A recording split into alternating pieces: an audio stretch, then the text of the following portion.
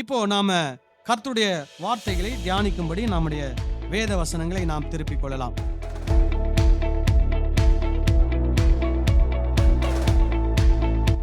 கடந்த வாரம், அதுக்கு முந்தின வாரம் நம்ம ஆராதனை குறித்து என்ன பண்றோம், பார்த்து கொண்டு வருகிறோம்.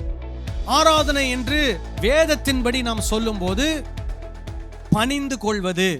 பணிந்து கொள்றதுனா சும்மா எல்லாருக்கும் முன்னாடி பணிந்து கொள்றதில்ல. நாம் யாருக்கு முன்னாடி பணிந்து கொள்கிறோமோ அவர் இன்னார் என்பதை அறிந்தபடினாலே அவருக்கு முன்னாடி என்ன பண்ணுகிறோம், பணிந்து கொள்கிறோம். அப்போ நாம யாருக்கு முன்னாடி பணிந்து கொள்கிறோம் அப்படின்னா, இயேசுவுக்கு முன்னாடி, திரியேக தேவனுக்கு முன்பாக நாம் என்ன பண்ணுகிறோம், பணிந்து கொள்கிறோம். ஏன் பணிந்து கொள்கிறோம்னா, அவர் கடவுள், அவர் தெய்வம், அவர் இறைவன், அவர் ஆண்டவர், அவர் நம்மை படைத்தவர். அதனால நாம் அவருடைய படைப்புகளாக, அவருடைய பிள்ளைகளாக அவரை நாம் என்ன பண்ணுகிறோம், பணிந்து கொள்கிறோம். ரெண்டாவது நம்ம என்ன பார்த்தோம், ஆபிரகாம் நான் கர்த்தரை ஆராதித்து விட்டு வருகிறேன் என்று சொல்லிட்டு அவர் போய் என்ன பண்றார்னா, கர்த்தர் தனக்கு சொன்னதை என்ன பண்ணுகிறார், செய்கிறார். அதுக்கு பேர் தான் என்னது, ஆராதனை. அப்ப கடவுள் பிரியப்படுகிற ஆராதனைனா என்ன, அவர் சொல்லதை நாம் என்ன பண்ண வேண்டும், செய்ய வேண்டும். அவருடைய வார்த்தைக்கு நாம் என்ன பண்ண வேண்டும், கீழ்ப்படிய வேண்டும். அதுதான் என்னது, வேதத்தின்படி ஆராதனை. மூன்றாவதாக நம்ம என்ன பார்த்தோம் அப்படின்னா, ஆண்டவர் சொல்றாரு, எகிப்தில் இருக்கிற ஜனங்களை இந்த வனாந்தரத்துக்கு கொண்டு வா, அவர்கள் எனக்கு என்ன செய்வார்கள், ஆராதனை செய்வார்கள். அந்த இடத்துல ஆராதனை அப்படின்னா என்ன, எனக்கு வேலை செய்வார்கள், எனக்கு சேவை செய்வார்கள், எனக்கு ஊழியம் செய்வார்கள் என்ற அர்த்தத்தில் அது என்ன பண்ணப்படுகிறது, சொல்லப்படுகிறது. அப்போ நீங்க பாத்தீங்கன்னா, இதுக்கு முன்னாடி அவங்க எங்க இருக்கிறாங்க, எகிப்துல எகிப்து ராஜாவுக்கு அடிமையா இருக்கிறாங்க. எகிப்து ராஜா சொன்ன சட்டத்துக்கு அவங்க என்ன பண்றாங்க, கீழ்ப்படுகிறாங்க. அதனால ராஜாவுக்கு நன்மை, இவங்களுக்கு தீமை.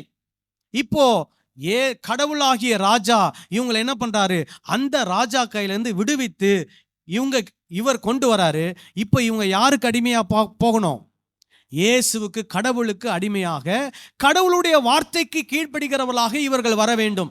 அப்படி இவர்கள் வந்து கடவுளுக்கு ஊழியம் செய்யும் போது, கடவுளுக்கு சேவை செய்யும் பொழுது, அவர் சொன்னபடி இவர்கள் நடக்கும்போது இவர்களுக்கு நன்மை. யாருக்கு நன்மை, இந்த ஜனத்திற்கு நன்மை. அதுதான் என்னது, ஆராதனை. அப்போ நாம் கர்த்தருக்கு சேவை செய்யும் போது, கர்த்தருக்கு ஊழியம் செய்யும் போது, கர்த்தர் சொன்ன கட்டளையின்படி நடக்கும் போது, அதுதான் என்னது, கர்த்தருக்கு பிரியமான ஆராதனை. அது நமக்கு நன்மையை கொண்டு வருகிறது. ஒரு ஆமென் சொல்லலாமா? ஹல்லேலூயா. ஓகே. அடுத்தது, நம்ம கிறிஸ்தவத்தில் பொதுவாக ஆராதனைன்னு சொன்னாலே அதில் எதை கொண்டு வந்து இணைச்சிக்கிறாங்க அப்படின்னா, பாடல்களை கொண்டு வந்து இணைத்து விடுகிறார்கள். அந்த பாடல்ல ஒரு வார்த்தை, ஆராதனை அப்படின்ற ஒரு வார்த்தை வந்துட்டாலே உடனே அதுதான் ஆராதனை அப்படின்னு நினைக்கிறாங்க. போன வாரம் நம்ம பார்த்தோம், பாடல் என்றால் அது ஆராதனை கிடையாது. பாடல் என்பது நம்முடைய உணர்வுகளை வெளிப்படுத்தக்கூடிய ஒரு உக்தி, ஒரு கருவியாக பாடல்களை நம்ம என்ன பண்ணுகிறோம், பயன்படுத்துகிறோம். இப்போ நமக்கு யாராவது ஒருவர் நன்மை செய்தால் அவருக்கு நம்ம என்ன சொல்றோம், நன்றி சொல்றோம். அதே மாதிரி தான் நாம் பாடக்கூடிய ஒவ்வொரு பாடல்கள் மூலமாக நாம் யாருக்கு நன்றி சொல்றோம், இயேசுவுக்கு நன்றி சொல்லுகிறோம். அப்போ அந்த பாடல்களுடைய பேர் என்னன்னா, அது ஆராதனை பாடல்கள் அல்ல, அது துதி பாடல்கள், சாங்ஸ் ஆஃப் பிரைஸ். ஆண்டவரை துதித்து என்ன பண்ணுகிறோம், பாடுகிறோம். இந்த பாடல்களிலே நம்முடைய உணர்வுகள் என்னாகிறது, வெளிப்படுத்தப்படுகிறது. இப்போ சிலருக்கு ராகமா பாட தெரியாது, சிலருக்கு நல்ல பாட்டு, நல்ல வரிகளை போட்டு என்ன பண்ண தெரியாது, எழுத தெரியாது. ஆனா நம்ம என்ன சொல்ல வரோம் அல்லது நம்ம என்ன உணர்றோம் அப்படின்றத வேற ஒருத்தர் அவருக்கு கடவுள் கொடுத்த தாளந்து மூலமா ஒரு நல்ல ராகத்துல, நல்ல வார்த்தைகள் அதை என்ன பண்ணியிருப்பாரு, வெளிப்படுத்தியிருப்பார்.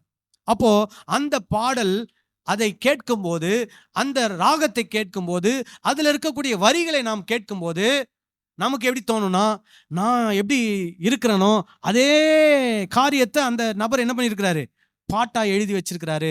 அப்போ நான் உணர்கிறது, அந்த பாடல் மூலமாக என்னால் என்ன பண்ண முடிகிறது, அந்த உணர்வை வெளிப்படுத்த முடிகிறது. இன்னைக்கு நம்ம ஒரு பாட்டு 3 பாட்டு பாடினோம். என்ன பாட்டு பாடினோம், எக்கால சத்தம் வானில் தொனித்திடவே என் இயேசு மகாராஜனே என்ன பண்ண போறார், வந்திடுவார். இப்போ நம்ம என்ன உணர்வை வெளிப்படுத்துறோம், இயேசு என்னை ரட்சித்திருக்கிறார், இயேசு தாம் சொன்ன வார்த்தையிலே உண்மையாய் இருப்பார், அவர் சீக்கிரமா என்ன பண்ண போகிறார், வரப்போகிறார். அப்போ அவருடைய வருகையை நாம் எதிர்பார்க்கிற விதமாக நம்முடைய உணர்வுகளை கர்த்தருக்கு முன்னாடி என்ன பண்றோம், வெளிப்படுத்துகிறோம். அடுத்தது ஒரு பாடல் பாடணும், ஸ்தோத்தரிப்பேன் நான், ஸ்தோத்தரிப்பேன் நான். ஸ்தோத்திரம் அப்படின்னா அது ஒரு சமஸ்கிருத வார்த்தை. தமிழ் வார்த்தை என்ன அப்படின்னு கேட்டீங்கன்னா நன்றி செலுத்துகிறேன் அப்படின்னு அர்த்தம். அப்போ நான் நன்றி செலுத்துகிறேன், நன்றி செலுத்துகிறேன். ஏன் நன்றி செலுத்துகிறேன்? ஆண்டவர் என்னுடைய வாழ்க்கையிலே எண்ணில்லா நன்மைகளை என்ன பண்ணியிருக்கிறார், செய்திருக்கிறார். ஆகவே ஆண்டவருக்கு நான் என்ன பண்ணுகிறேன், நன்றி செலுத்துகிறேன். அப்போ என்னுடைய உள்ளத்தில் இருந்து அந்த உணர்வுகளை நான் என்ன பண்ணுகிறேன், நன்றி என்ற உணர்வை நான் என்ன பண்றேன், வெளிப்படுத்துறேன். அதுக்கப்புறம் மூணாவது ஒரு பாட்டு பாடணும், பாடுவோம் மகிழ்வோம் கொண்டாடுவோம், கர்த்தர் சமூகத்தில் பாடி மகிழ்ந்து கொண்டாடுவோம். ஏன்னா அவருடைய இரத்தத்தினால் என் சாபங்களை என்ன பண்ணிட்டார், நீக்கி விட்டார். அவர் ஆபிரகாமுக்கு கிடைக்க பெற்ற ஆசீர்வாதத்தை எனக்கும் என்ன பண்ணியிருக்கிறார், கிடைக்க செய்திருக்கிறார். அவருடைய இரத்தம், அவருடைய சித்தத்தினால் என்னுடைய பாவங்கள் எனக்கு என்ன பண்ணப்பட்டது, கழுவப்பட்டது. நான் பாவியாய் இருந்தேன், இப்பொழுது என்னவா மாறிட்டேன், நீதிமானமாயிட்டேன். அதனால ஆண்டவருக்கு நன்றி நன்றி நன்றி என்று என்ன பண்ணோம், பாட்டு பாடணும். ஆனா பைபிள் பிரகாரம் இதெல்லாம் என்னன்னா பாட்டு உணர்வின் வெளிப்பாடே தவிர இது என்ன கிடையாது, ஆராதனை கிடையாது. நான் சொல்றது விளங்குதா உங்களுக்கு? ஆனா இன்னைக்கு கிறிஸ்தவத்துல என்ன சொல்லி கொடுத்துட்டாங்க தெரியுமா, இதுதான் ஆண்டவர் எதிர்பார்க்கிற ஆராதனை. ஒருத்தர் கத்து கொடுக்குறாரு, நீ ஆண்டவரை ஆராதிச்சுக்கிட்டே இருந்தீனா ஆண்டவர் உன்னை அடுத்த லெவலுக்கு என்ன பண்ணிட்டே இருப்பாரு, என்ன பண்ணுவாரு, அடுத்த லெவலுக்கு கொண்டு போயிட்டே இருப்பாராம்.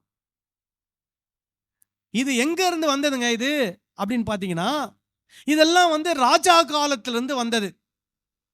ஒரு ராஜா காலத்துலலாம் நீங்க பாத்தீங்கன்னா அரசவையில யார் இருப்பா, யார் இருப்பா, மந்திரி இருப்பாங்க. வேற யார் இருப்பா, கவிஞர்கள் நிறைய பேர் இருப்பாங்க.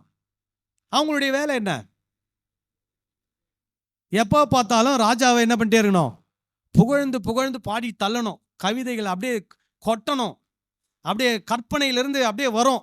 எங்க ராஜா இப்படிப்பட்டவர், எங்க ராஜா அப்படிப்பட்டவர், அவருக்கு இணையானவர் இந்த உலகத்துல இல்ல, அவருடைய சீரு சிறப்பு என்ன, அவர் கத்தி எடுத்தார்னா 1000 தலை உருளும், அப்படி இப்படின்னு அவங்க என்ன பண்ணுவாங்க, புகழ்ந்து புகழ்ந்து பாடுவாங்க. ராஜா காதுல கேட்கறதுக்கு எப்படி இருக்கும் அவருக்கு, வாஹா ஓஹோ ஓஹோ, யார் அங்கே, பொற்காசுகள் எங்கே, உடனே என்ன பண்ணுவாரு, காசு அள்ளி அள்ளி கொடுப்பாரு. ஸோ இதுதான் எங்க இருந்து உருவானது, ராஜா காலத்துல உருவானது. அதுக்கு நம்முடைய பைபிள்லயும் என்ன கிடையாது, விதி விலக்கு கிடையாது. இந்த கான்செப்டை நம்ம பைபிள்ல உருவாக்குனவர் யாருன்னா நம்முடைய தாவீது ராஜா. விளங்குதா நான் சொல்லுது? தாவீது ராஜா தான் என்ன பண்றார்னா பைபிள்ல இப்படிப்பட்ட பாடுகிற ஆட்களை என்ன பண்ணுகிறார், ஏற்படுத்துகிறார். அதுக்கு முந்தைய காலங்கள், ராஜாக்கள் காலங்களுக்கு முந்தைய காலங்கள்ல மக்கள் பாடினார்களா, பாடினார்கள். ஆதாம் பாடினார், லாமேக்கு பாடினார், அதுக்கப்புறம் மோசே பாடினார், மிரியம் பாடினார்கள். அவர்கள் பாடின பாடல்லாம் எப்படி இருக்குது பார்க்கலாமா? யாத்திராகமம் 15ஆம் அதிகாரம் 1ஆம் வசனத்திலிருந்து 19ஆம் வசனம் வரைக்கும் ஒரு பாடல் இருக்கிறது. நமக்கு அது வசனம் மாதிரி தான் தெரியும், ஆனா அது ஒரு பாடல். யாத்திராகமம் 15 1லிருந்து 19. முதலாவது வசனத்தை வாசிப்போம். அப்பொழுது மோசேயும் இஸ்ரவேல் புத்திரரும் கர்த்தரை புகழ்ந்து பாடின பாடல். அப்போ இவங்க என்ன பண்றாங்க, கர்த்தரை புகழ்றாங்க. கர்த்தர் தங்களுக்கு செய்தவைகளை என்ன பண்றாங்க, விவரித்து சொல்றாங்க. என்ன சொல்றாங்க, கர்த்தரை பாடுவேன், அவர் மகிமையாய் வெற்றி சிறந்தார், குதிரையையும் குதிரை வீரனையும் கடலிலே தள்ளினார். இன்னும் தொடர்ந்து நீங்க அதை வாசித்தீங்கன்னா நிறைய விஷயங்கள் அதுல சொல்லப்படும். சோ இப்போ இந்த குதிரையையும் குதிரை வீரரையும் எதுல தள்ளினாராம், கடலிலே தள்ளினார். அப்போ இது என்ன சூழ்நிலை, எகிப்துல இருந்து விடுதலையாய் வந்துட்டாங்க. பின்னாடியே யார் துரத்திட்டு வரா, பார்வோனும் அவருடைய சேனையும் துரத்திட்டு வராங்க. இவங்களுக்கு முன்னாடி கர்த்தர் ஒரு பெரிய அற்புதத்தை செய்யறாரு. செங்கடல் 2ஆக பிளக்குது. இவங்க கடந்து போன உடனே யார் வரா, அது வரைக்கும் அவங்கள ஒரு அக்கினி என்ன பண்றது, அவங்கள தடுத்து நிறுத்துது. அதுக்கப்புறம் அது மறைஞ்ச உடனே அந்த ராஜாவுடைய சேனை எல்லாரும் என்ன பண்றாங்க, இவங்க போன கடல் வழியாவே உள்ள வராங்க. வந்த உடனே என்ன ஆகுது, கடல் டக்குன்னு மூடிடுது. வந்த குதிரை ரதங்கள் வீரர்கள் எல்லாரும் என்ன ஆயிடுறாங்க? மடிந்து போய் விடுகிறார்கள். அப்போ அந்த ஒரு சூழ்நிலையை பார்த்து அந்த ஆச்சரியத்துல அந்த அற்புதமான காரியங்களை பார்த்து கர்த்தர் தங்களுடைய ஜீவனை பாதுகாத்தார் என்ற அந்த காரியத்தை நினைத்தவர்களாக, பூரித்தவர்களாக, மகிழ்ச்சி உடையவர்களாக என்ன பண்றாங்கன்னா இந்த பாடலை பாடுறாங்க. என்ன பாடல் பாடுறாங்க? கர்த்தர் மகிமையாய் வெற்றி சிறந்தார், குதிரையையும் குதிரை வீரரையும் கடலிலே என்ன பண்ணினாராம்? தள்ளினார். இது முதல் வசனம் தான். அதுக்கப்புறம் 19 வசனம் வரைக்கும் நீங்க வாசித்தீங்கன்னா என்ன இருக்குது? இன்னும் என்னென்னலாம் கர்த்தர் செய்தார் என்ன பண்றாங்க? விவரித்து பாடுறாங்க. சரி, இதுக்கப்புறம் என்ன நடக்குது? மோசேயோட முடியல. மோசேயோட சகோதரி அக்கா என்ன பண்றாங்க? அவங்க ஒரு பாட்டு பாடுறாங்க. 20வது வசனத்தை வாசிப்போம். ஆரோனின் சகோதரி ஆகிய மிரியாம் என்னும் தீர்க்கதரிசி ஆனவளும் தன் கையிலே தம்பூரை எடுத்துக்கொண்டாள். சகல ஸ்திரீகளும் தம்பூர்களோடும் நடனத்தோடும் அவளுக்கு பின்னே புறப்பட்டு போனார்கள். மிரியாம் அவர்களுக்கு பிரதிவசனமாக கர்த்தரை பாடுங்கள், அவர் மகிமையாய் வெற்றி சிறந்தார், குதிரையையும் குதிரை வீரனையும் கடலிலே தள்ளினார் என்று பாடினாள். சோ மோசே என்ன பாட்டு பாடினாரோ அதை கண்டினியூ பண்ணி என்ன பண்றாங்க? இந்த அம்மாவும் பாடுறாங்க. கூட இருக்கக்கூடிய பெண்கள் எல்லாரும் சேர்ந்து என்ன பண்றாங்க? இந்த பாடலை பாடுகிறார்கள். ஆனால் இந்த இடத்துல இவர்கள் பாடுகிற பாடல் கர்த்தரை ஆராதிக்கிற ஆராதனை கிடையாது. கர்த்தரை தொழுது கொள்வது கிடையாது. கர்த்தருக்கு கீழ்ப்படிவது என்ற அர்த்தத்தில் கிடையாது. கர்த்தருக்கு ஊழியம் செய்வோம் என்ற அர்த்தத்தில் கிடையாது. எந்த அர்த்தத்துல பாடுறாங்க? சந்தோஷத்தின் வெளிப்பாடு. அது சந்தோஷம் என்கிற உணர்வின் வெளிப்பாடு. இப்போ நம்ம பைபிளில் 150 சங்கீதம் இருக்குது. அந்த சங்கீதத்தை நீங்கள் வாசித்தீங்கன்னா அதில் சந்தோஷம் இருக்கும், துக்கம் இருக்கும், துயரம் இருக்கும், வேதனை இருக்கும், சஞ்சலம் இருக்கும், கோபம் இருக்கும். இதெல்லாம் அந்த பாட்டில் என்ன இருக்கும்? வெளிப்பட்டிருக்கும். ஸோ பலவிதமான உணர்வுகளை வெளிப்படுத்தக்கூடிய ஒரு இடமாக என்ன காணப்பட்டது? பாடல்கள், கவிதைகள் காணப்பட்டது. ஸோ இப்போ மோசே காலத்தில் அவர் என்ன பண்றாரு? ஆண்டவர் செய்த நன்மைகளை, அற்புதங்களை நினைத்து பாடுகிறார். புதிய ஏற்பாட்டு காலத்தில் கூட நீங்க பார்த்தீங்கன்னா பவுலும் சீலாவும் அவங்கள எங்க போட்டுருவாங்க? சிறைச்சாலையில போட்டுருவாங்க. அவங்க அங்க உட்கார்ந்து என்ன பண்ணிட்டு இருப்பாங்க? பாடல் பாடிக்கொண்டிருப்பாங்க. அந்த இடத்துல அவங்க ஆண்டவரை ஒன்றும் என்ன பண்ணல, ஆராதிக்கலாம் செய்யல. அவங்களுடைய உணர்வுகளை என்ன பண்றாங்க? பாடல்கள் மூலமா என்ன பண்றாங்க? வெளிப்படுத்துறாங்க. இப்போ இந்த பாடல்கள் மூலமாக உணர்வுகள் வெளிப்படுத்தப்பட்டதை யாரு சபைக்குள்ள, அதாவது ஆலயத்துக்குள்ள கொண்டு வரதுக்கான வழிகளை, சூழ்நிலைகளை ஏற்படுத்தின யாருன்னா தாவீது ராஜா அதை என்ன பண்ணுகிறார்னா ஏற்படுத்துகிறார். இப்போ நீங்க பாத்தீங்கன்னா 1 நாளாகமம் 6ஆம் அதிகாரம் 31, 32 வசனத்தை வாசிப்போம். 1 நாளாகமம் 6, 31, 32. கர்த்தருடைய பெட்டி நிலை பெற்ற போது தாவீது கர்த்தருடைய ஆலயத்தில் சங்கீத சேவையை நடத்துகிறதற்கு ஸ்தாபித்தவர்களும் சாலமோன் எருசலேமிலே கர்த்தருடைய ஆலயத்தை கட்டி தீரு மட்டும் ஆசரிப்பு கூடார வாசஸ்தலத்திற்கு முன்பாக சங்கீத சேவையுடன் தங்கள் முறைமையின்படியே பணிவிடை செய்து வந்தவர்களுமாகிய மனுஷரும் அவர்கள் குமாரரும் ஆனவர்கள். சோ இதை யாரு முதல்ல ஏற்படுத்துறா? கர்த்தருடைய ஆலயத்துல இந்த சங்கீத பாட்டு பாடுற ஒரு கேங்கு, சங்கீத troupe, music troupe, singing troupe, choir troupe, இதெல்லாம் உருவாக்குனது யாரு? தாவீது இதை முதல்ல உருவாக்குறார். ஏன் இப்படி உருவாக்குறார் அப்படின்னா, அவர் ராஜாவா இருந்து அவரை அரண்மனையில நிறைய பேர் என்ன பண்றாங்க? புகழ்ந்து பாடி தள்ளுறாங்க. அவருக்கு பரவசமா இருக்குது. இவர் என்ன நினைச்சிட்டாருன்னா, இதே மாதிரி நாங்க ஆண்டவரையும் பாடி தள்ளனோம்னா ஆண்டவர் எப்படி ஆயிடுவாரு? பரவசம் ஆகி என்ன பண்ணிடுவாரு? ஆசீர்வதிச்சிடுவாரு. இப்போ ராஜாவாகிய என்னை மக்கள் புகழ்ந்து பாடும்போது நான் எப்படி சந்தோஷப்பட்டு மக்களுக்கு நான் என்ன பண்றேன், பரிசுகளையும் ஆசீர்வாதங்களையும் அள்ளி வீசுகிறேனோ, அதே போல கர்த்தருக்கும் இந்த மாதிரி ஆட்களை ஏற்படுத்தி என்ன பண்ணலாம், கர்த்தரை புகழ்ந்து பாட வச்சோம்னா கர்த்தர் என்ன ஆயிடுவாரு, மனசு குளிர்ந்து போய் அப்படியே பொற்காசுகளை அள்ளி அள்ளி வைரங்களையும் ஐடூரங்களையும் என்ன பண்ணிடுவாரு, அள்ளி அள்ளி கொடுத்துருவாரு அப்படின்னு யார் நினைக்கிறா, தாவீது நினைக்கிறார்.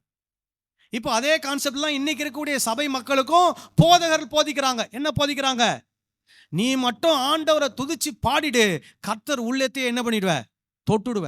அந்த மாதிரிலாம் பாடிலாம் கர்த்தரை எல்லாம் பண்ண முடியாது, தொட முடியாது. அப்படிதான் எல்லாரும் ஷார்ட்கட்ல போகணும்னு நினைக்கிறாங்க. கர்த்தருடைய உள்ளத்தை தொடணும்னா என்ன தெரியுமா பண்ணணும், என்ன பண்ணணும் சொல்லுங்களேன். அவருடைய வார்த்தையின்படி, அவருடைய வார்த்தைக்கு என்ன பண்ணணும், கீழ்ப்படியணும். அவருடைய கட்டளைகளுக்கு என்ன பண்ணணும், செவி சாய்க்கணும். அப்பதான் நாம அவருடைய இருதயத்தை என்ன பண்ண முடியும், தொட முடியும். ஆனா இன்னைக்கு என்ன கத்து கொடுக்குறாங்கன்னா, அவருடைய வார்த்தை, அவருடைய கட்டளை, அவருக்கு அதெல்லாம் முக்கியம் இல்லப்பா, நீ அவரை புகழ்ந்து பாடு, அவர் என்ன ஆயிடுவாரு, பூரிப்பாயிடுவார். இதெல்லாம் எங்க இருந்து வந்தது, தாவீது ராஜா கிட்ட இருந்து வந்தது. சரி, இன்னொரு வசனத்தை வாசிப்போம். 1 நாளாகமம் 15ஆம் அதிகாரம் 16ஆம் வசனம். தாவீது லேவியரின் பிரபுக்களை நோக்கி, நீங்கள் உங்கள் சகோதரராகிய பாடகரை தம்பூரு சுரமண்டலம், என்னவா, பாடகரை தம்பூரு சுரமண்டலம் கைத்தாளம் முதலிய கீத வாக்கியங்கள் முழங்க தங்கள் சத்தத்தை உயர்த்தி சந்தோஷம் உண்டாக பாடும்படி நிறுத்த வேண்டும் என்று சொன்னான். சோ என்ன, யாரை நிறுத்த சொல்லி இருக்கிறாரு, தாவீது. யாரை நிறுத்த சொல்லி இருக்கிறாரு, லேவியரின் பிரபுக்களை அப்படின்னு சொல்லி இருக்குது. இந்த லேவியர் யார், லேவியர்களை தேவன் எதற்காக ஏற்படுத்தினார் சொல்லுங்க. 12 கோத்திரத்துல ஒரு கோத்திரம் தான் என்ன கோத்திரம், லேவி கோத்திரம். இப்போ ஆண்டவர் அந்த லேவி கோத்திரத்தை பிரிக்கிறார். எதுக்கு பிரிக்கிறார்னா, அவங்களுடைய வேலை முழுக்க எங்க இருக்கணும், உடன்படிக்கை ஆசரிப்பு கூடாரத்தில் இருக்கணும், கர்த்தருடைய ஆலயத்தில் இருக்கணும். இப்போ தாவீது இருந்த வரைக்கும் ஆலயம் கட்டடம்லாம் வரல. தாவீது இருந்த வரைக்கும் எது மட்டும்தான், ஆசரிப்பு கூடாரம் மட்டும்தான். இப்போ இந்த ஆசரிப்பு கூடாரத்தில் இந்த லேவியர்கள் என்ன பண்ணுவாங்கன்னா, பணி செய்வார்கள், ஆலய ஆசரிப்பு கூடார வேலைகளை செய்வார்கள். அது மாத்திரமல்ல, இந்த இஸ்ரவேல் ஜனங்கள் தங்கி இருக்கக்கூடிய அந்த இடத்துல இவர்கள் போய் என்ன பண்ணணும், மோசே மூலமா தேவன் அவர்களுக்கு கொடுத்த நியாயப்பிரமாணத்தை ஜனங்களுக்கு என்ன பண்ண வேண்டும், கற்றுக் கொடுக்க வேண்டும், போதிக்க வேண்டும். அப்போ ஆண்டவர் லேவியர்களையும் ஆசாரியர்களையும் ஏற்படுத்தினதனுடைய நோக்கம் என்ன, இவர்கள் தேவனுக்கும் மனிதனுக்கும் இடையில நின்று தேவன் கொடுத்த கட்டளைகளை யாருக்கு கற்றுக் கொடுக்கணும், ஜனங்களுக்கு கற்றுக் கொடுக்கணும். இதுதான் யாருடைய வேலை, லேவியருடைய வேலை. அப்போ ஜனங்களை தேவனிடத்திற்கு திருப்ப வேண்டும். ஜனங்கள் தவறும் போது, ஜனங்கள் பாவம் செய்யும் போது அவர்களுக்கு வேத வசனத்தை கற்றுக் கொடுத்து ஜனங்களை யாரோடு ஒப்புரவாக செய்ய வேண்டும், தேவனோடு ஒப்புரவாக செய்ய வேண்டும். இதுதான் யாருடைய வேலை, லேவியர்களுடைய வேலை. இப்படிதான் இவங்க வேலை செய்யணும்னு யார் சொன்னா, கர்த்தர் சொன்னார். கர்த்தர் சொல்லி ஒருத்தரை ஒரு வேலையில நியமித்திருக்க, கர்த்தரால் நியமிக்கப்பட்ட ஒரு ராஜா அவங்களுக்கு என்ன வேலை கொடுக்கிறாரு, நீ கையில கிட்டார் எடுத்துக்கோ, கையில கீபோர்டை வச்சுக்கோ, ட்ரம்ஸ் எடுத்துக்கோ, எல்லாம் ஜிங்கு சக்க கையில எடுத்துக்கிட்டு எல்லாரும் என்ன பண்ணுங்க, பாடுங்க. நீ என்ன பண்ணது போதும், நியாயப்பிரமாணத்தெல்லாம் போதிச்சது போதும். கொஞ்ச நாளுக்கு முன்னாடி ஒரு தமிழ்நாட்டில் இருக்கக்கூடிய ஒரு பெரிய ஊழியக்காரர் சொல்றாரு, இயேசுவை குறித்து பேசினது போதும். யாரை பத்தி பேசினது போதுமா, இயேசுவை பற்றி பேசினது போதுமா. இனிமேல் யாரை பத்தி பேசக்கூடாதான்? இயேசுவை பத்தி பேசக்கூடாதான். பெரிய ஊழியக்கார், தமிழ்நாட்டில் இருக்கிற பெரிய ஊழியக்கார் சொல்றார். அதே மாதிரிதான் தாவீது ராஜாவான உடனே அவருக்கு என்ன வந்துடுச்சு? அதிகாரம். அவருடைய அவையிலே அநேக கவிஞர்கள் வந்து பாடி புகழ்ந்த உடனே இவருக்கு என்ன ஆயிடுச்சு? புதுசா ஒரு ஐடியா தோணுது. என்ன ஐடியா? நியாயப்பிரமாணத்தை போதித்தது போதும், லேவியர்களே நீங்கள்லாம் வாங்க, உங்களுக்கு நான் புது வேலை, ராஜாவாகிய நான் உங்களுக்கு ஒரு புது வேலை என்ன பண்றேன்? கொடுக்குறேன். என்ன வேலை? என்ன பண்ணும்? பைபிளை வாசிக்காத, பைபிளை போதிக்காத, என்ன பண்ணு? சுரமண்டலத்தை எடு, தம்பூர்வை எடு, கையை தட்டு, கீத வாக்கியத்தை எடு, எல்லாம் சேர்ந்து என்ன பண்ணு?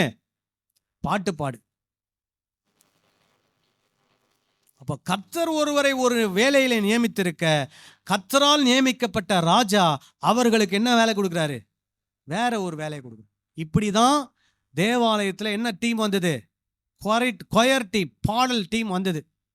இதை பெருசா நிறைய பேர் பெருமையா பேசிக்கிறாங்க. சாலமோன் வந்து இத்தனை பேரை என்ன பண்ண வச்சாரு? பாடகராக நியமித்தார். கேள்வி என்னன்னா, கர்த்தர் அதை செய்ய சொன்னாரா? கர்த்தர் 613 கட்டளைகளை கொடுத்திருக்கிறார். ஆதியாகமம், யாத்திராகமம், லேவியராகமம், எண்ணாகமம், உபாகமம். அந்த 613 கட்டளையில ஒரு கட்டளை கூட என்னை புகழ்ந்து பாடுவதற்கு ஆட்களை ஏற்படுத்து அப்படின்னு ஆண்டவர் என்ன பண்ணல?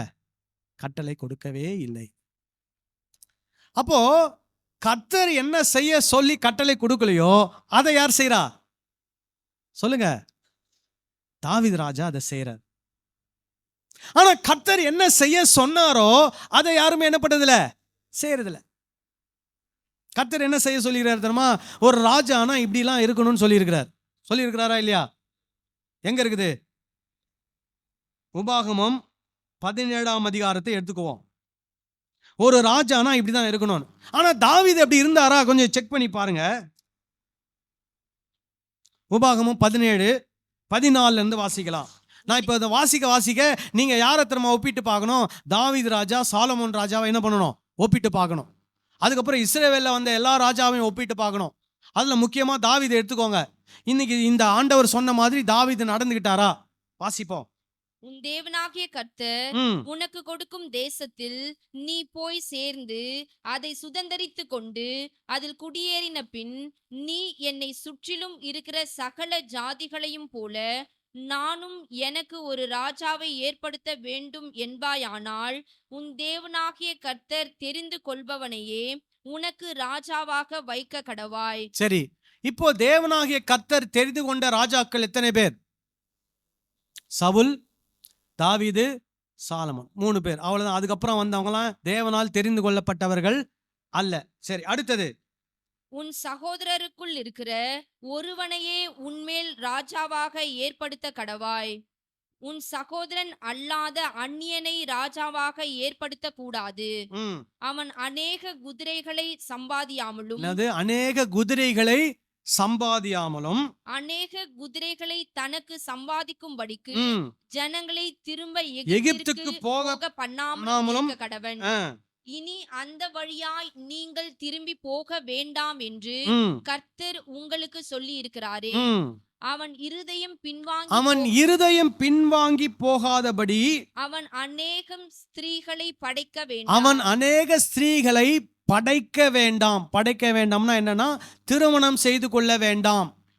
அப்புறம் வெள்ளியும் பொன்னும் தனக்கு மிகுதியாய்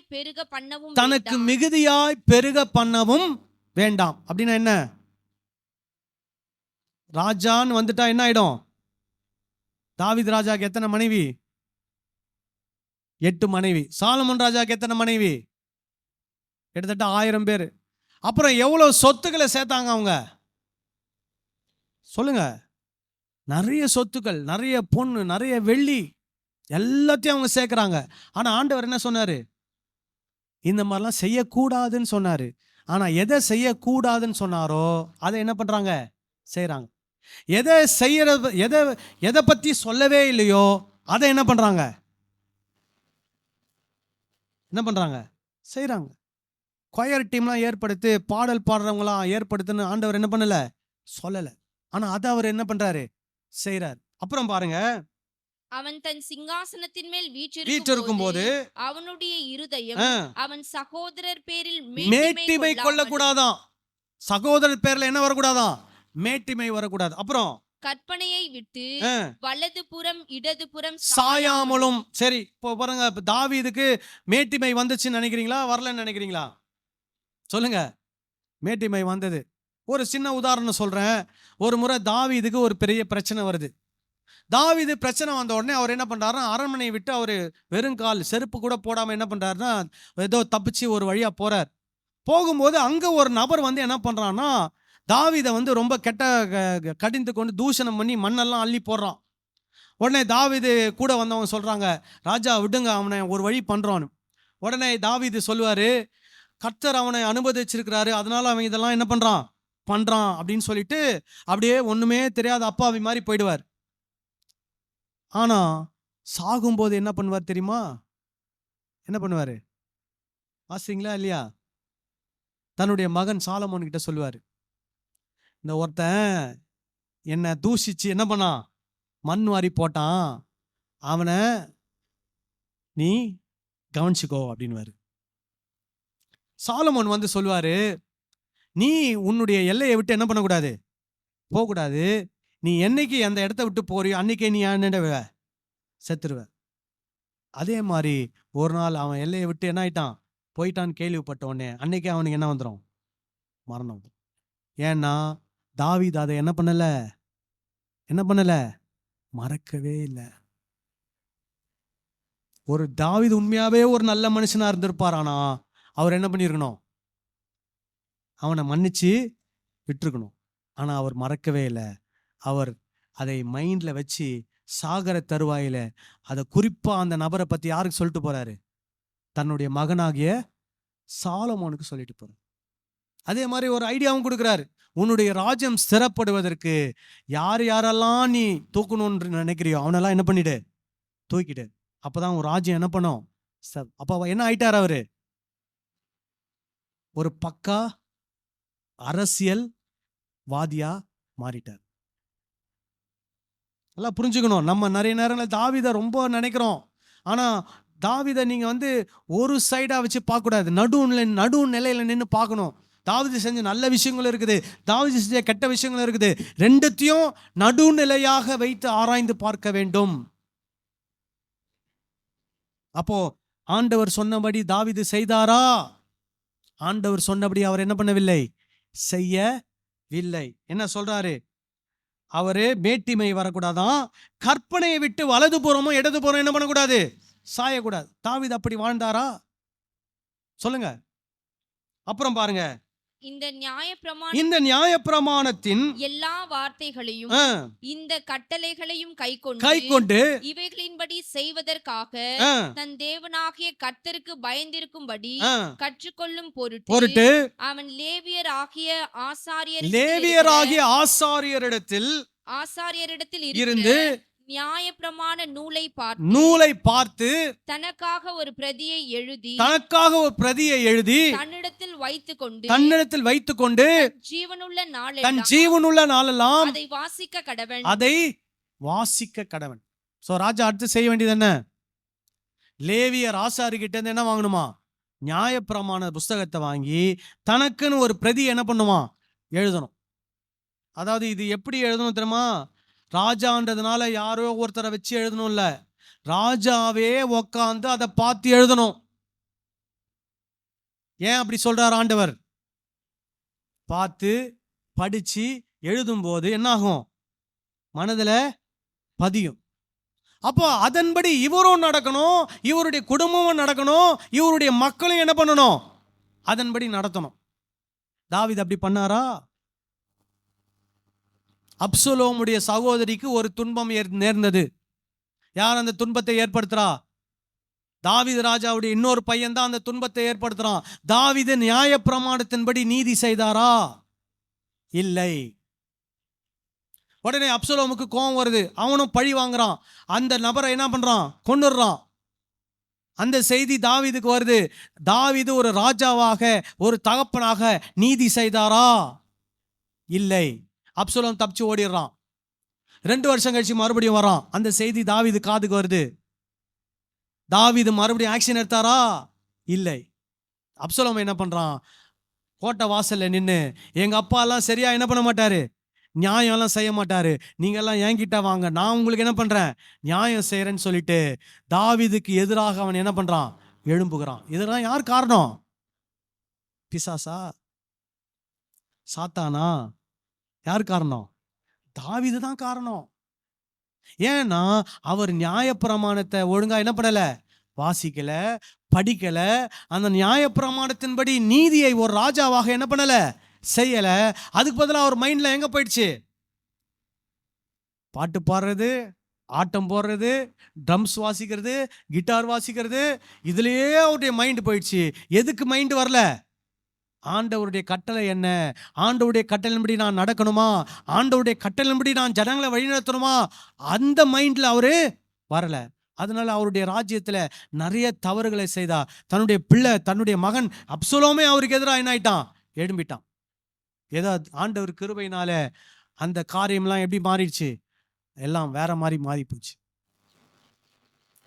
இப்ப பாருங்க, லேவியர்கள் ஒரு குறிப்பிட்ட காரியத்தை செய்ய வேண்டும் என்று ஆண்டவர் நிர்ணயித்தத தாவீது ராஜா என்ன பண்றானா, அதை மாத்தி பைபிள் கையில வச்சிருந்தவன பைபிளை புடுங்கிட்டு எதை கொடுத்துட்டாரு, பாட்டு புக்கு, மியூசிக் இன்ஸ்ட்ருமெண்ட்ஸ்லாம் கொடுத்துட்டாரு. உங்க வேலை என்ன, டியூட்டி என்ன, இப்போ இனிமேல என்ன பண்ணணும், பாடிக்கிட்டே இருக்கணும். இது வேதத்தின்படி என்ன கிடையாது, ஆராதனை கிடையாது. இது என்னது, பாடல், உணர்வுகளின் வெளிப்பாடு. நம்ம பாடலாமா, தப்பே கிடையாது. பாடணும்னு விருப்பப்பட்டா பாடுங்க. நம்ம சபையில பாடுறோமா, பாடுறோம். ஆனா பாடலை எதுவா நினைச்ச கூடாது, ஆராதனை என்ற எதுவா நினைச்ச கூடாது.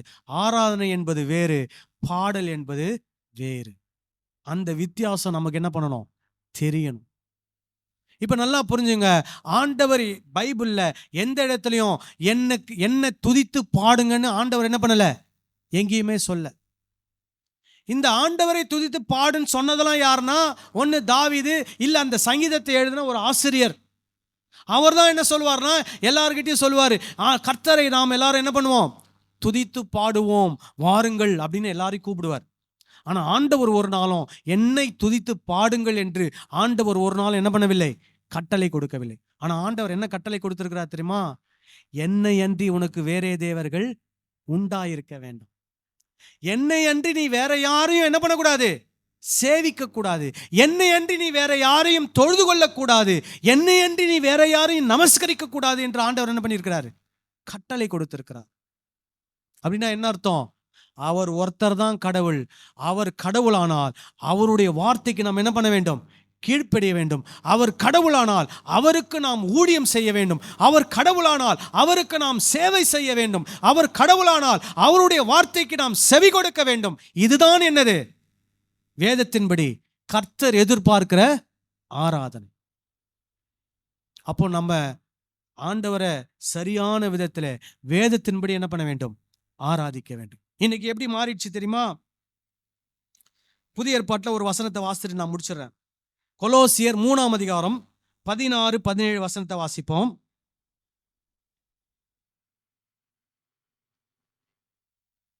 கொலோசியர் 3:16-17. கிறிஸ்துவின் வசனம் உங்களுக்குள்ளே சகல ஞானத்தோடும் பரிபூர்ணமாக வாசமாயிருப்பதாக. பவுல் முதல்ல எதை சொல்றாரு, வசனம் எப்படி இருக்கணுமா, உங்களுக்கு உள்ளே சகல ஞானத்தோடும் பரிபூரணமாக எப்படி இருக்கணுமா, வாசமா இருக்கணும். அப்போ முதல்ல பவுலுடைய நோக்கம் என்ன, இங்க சபையில் இருக்கிற எல்லாருடைய உள்ளத்திலும் எது வாசமா இருக்கணும், கிறிஸ்துவின் வசனம். சரி, அடுத்தது சங்கீதங்களினாலும் கீர்த்தனைகளினாலும் ஞான பாட்டுகளினாலும் ஒருவருக்கொருவர் என்ன பண்ணுமா, மறுபடியும் ஒருவருக்கொருவர் என்ன பண்ணுமா, போதிக்கணுமா. அப்போ சங்கீதத்துல என்ன வரணும், போதனை வரணும். கீர்த்தனையில என்ன வரணும், போதனை வரணும். ஞான பாட்டுக்கள்ல என்ன வரணும்? போதனை வரணும். விளங்குதா நான் சொல்றது? போதித்து அப்புறம் புத்தி சொல்லிக் கொண்டு உங்கள் இருதயத்திலே கர்த்தரை என்ன பண்ணுமா?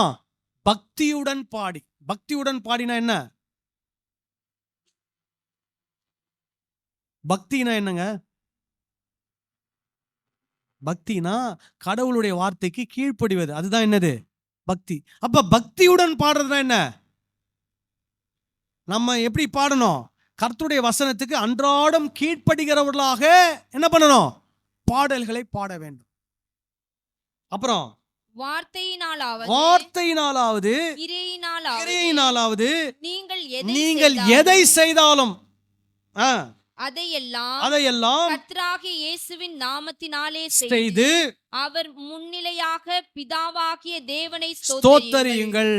அப்போ நம்ம வார்த்தையினாலும் கிரியையினாலும் என்ன பண்ணுமா? எதை செய்தாலும் அதுல யார் நாம மகிமைப்படணும்? தேவ நாம மகிமைப்படணும்.